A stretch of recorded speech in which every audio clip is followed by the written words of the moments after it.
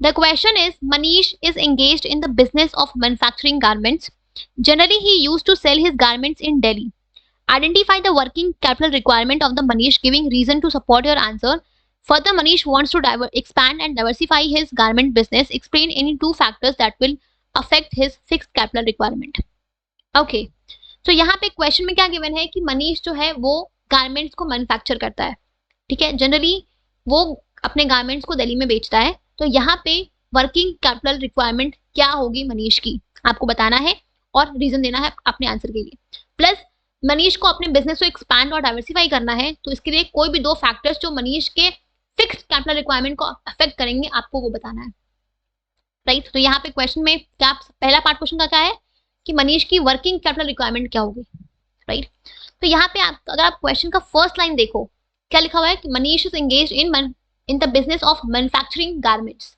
तो यहाँ पे मनीष के बिजनेस का नेचर क्या है, मैन्युफैक्चरिंग. और सिंस क्योंकि ये बिजनेस मैन्युफैक्चरिंग कंसर्न है तो यहाँ पे आपकी जो रिक्वायरमेंट होगी वर्किंग कैपिटल की वो होगी ज्यादा, बिकॉज यहाँ पे आपको गुड्स को प्रोसेस करना है, रॉ मटेरियल्स को फिनिश गुड्स में कन्वर्ट करना है, तभी आप उसको सेल कर पाओगे. तो यहाँ पे आपकी जो वर्किंग कैपिटल की रिक्वायरमेंट होगी वो ज्यादा होगी. तो फर्स्ट पार्ट का आंसर क्या है, working capital requirement will be more, just a second, more as the business is manufacturing concern. Manufacturing concern, right. अब आता है second part of the question पे. सेकंड पार्ट क्या है क्वेश्चन का, explain any two factors that will affect his fixed capital requirement. यहाँ पे given क्या है कि मनीष को अपने बिजनेस को एक्सपैंड करना है, डाइवर्सिफाई करना है. तो ऐसे दो फैक्टर्स जो आपके फिक्स्ड कैपिटल रिक्वायरमेंट को अफेक्ट करेंगे आपको वो बताना है, राइट. तो यहाँ पे दो फैक्टर्स जो आपके फिक्स्ड कैपिटल रिक्वायरमेंट को अफेक्ट करेंगे वो कौन कौन से होंगे. पहला तो हो गया डाइवर्सिफिकेशन. आप यहाँ पे कोई भी ऐसा क्वेश्चन में गिवन नहीं है कि आपको जो क्वेश्चन में दिया हुआ है आपको उसको ही बताना है, तो आप कोई भी दो फैक्टर्स जो आपको लगे कि आपको याद हो, आपको इजी लगे, आप यहाँ पे एक्सप्लेन कर सकते हो, ठीक है. जैसे मान लो मैं लेती हूँ डाइवर्सिफिकेशन, राइट. तो अगर आपको अपने बिजनेस को डाइवर्सिफाई करना है, अपने बिजनेस के ऑपरेशंस को डाइवर्सिफाई करना है, तो उस केस में जो आपकी फिक्स्ड कैपिटल की रिक्वायरमेंट होगी वो ज्यादा होगी.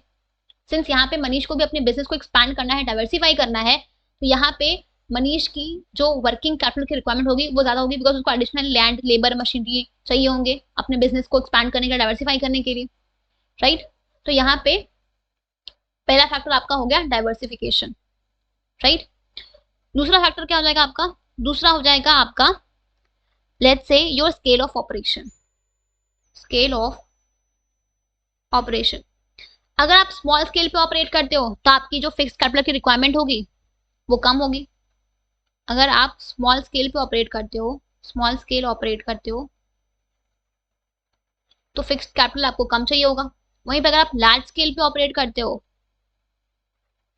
लार्ज, जस्ट अ सेकेंड, वहीं पे अगर आप लार्ज स्केल पे ऑपरेट करते हो तो आपकी जो फिक्स्ड कैपिटल की रिक्वायरमेंट होगी वो क्या होगी, वो ज्यादा होगी, राइट.